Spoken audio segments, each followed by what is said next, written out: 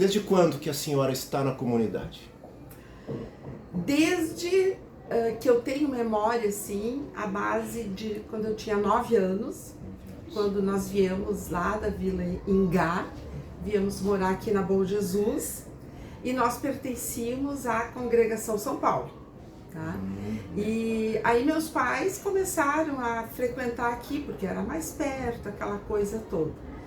Mas não nos congregamos nessa época, porque eu lembro que a minha primeira confirmação, né, foi quando eu tinha 13 anos, lá na São Paulo.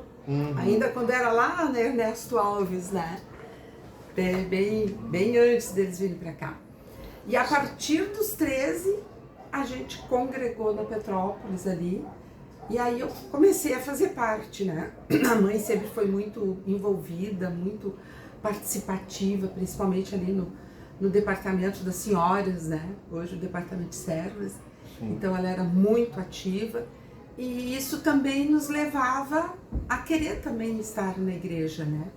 Então lá com meus 13 anos, a minha mãe pegou o chinelo e me colocou no ônibus e disse: agora tu vai começar a participar do grupo de jovens, tu vai para a juventude.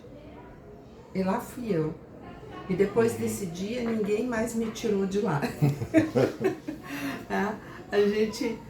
Foi complicado, sim, né? Chegar, tu fica meio inibida, aquela coisa toda. Mas naquela época, assim, tinha, por exemplo, o pastor Ville, que é lá da Congregação Cristo, foi ele um dos que me acolheu, né? Quando eu cheguei esse mês sem saber o que fazer da vida, né? Então, a partir daí, a gente começou a realmente fazer parte da Cruz Petrópolis, né? Pastor Ville, qual é o sobrenome? Ville Redel. Ele e o pastor Evaldo Maron, eram os dois que me acolheram, né? Já eram jovens mais, né? Então acolheram.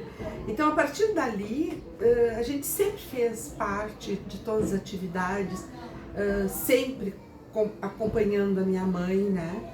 Achando o máximo que a minha mãe tinha essa dedicação, né? Ela fazia visitas nos hospitais, né? Então isso aí motivava a gente a ver ela fazendo ação social, tá? Sem ser ação social, porque naquela época isso não era chamado de ação social, era visita aos doentes, era apoio espiritual, né? Mas já ali a gente já se envolveu com a ação social, tá? Então bem criativos na época, né? Sim. Tem uma foto onde aparece a senhora num coral. Havia um coral na juventude? Tinha um coral que nós... Era o grupo dos jovens ali que tinha esse coral, né? Nós participávamos ativamente, né?